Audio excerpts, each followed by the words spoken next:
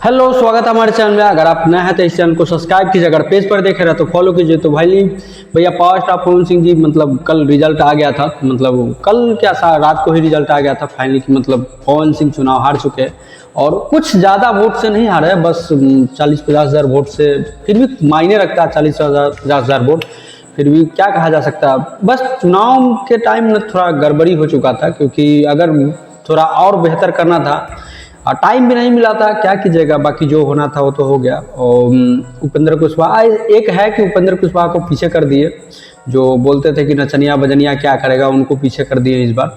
और क्या ही कहा जा सकता है। चुनाव भैया का पहला पोस्ट आया है, देख सकते हैं।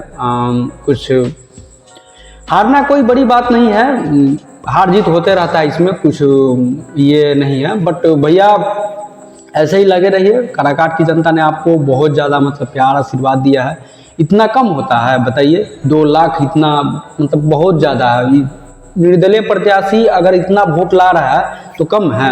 कुछ लोग तो बोल रहे थे कि 80-85 मतलब सिमट जाएंगे।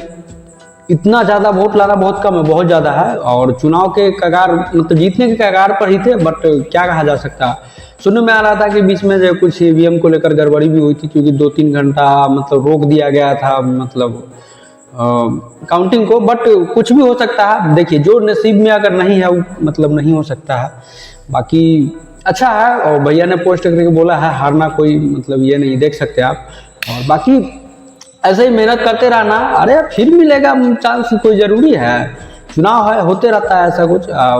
हारना जीतना ये तो लगा ही रहता है। बाकी जैसे कुछ नया अपडेट आता है आप लोग को बताते हैं। अगर हमारे चैनल पर अगर नया है तो इस चैनल को सब्सक्राइब कीजिए, अगर पेज पर देख रहे हो तो फॉलो कीजिए। मिलते हैं नेक्स्ट वीडियो में। जय श्री राम।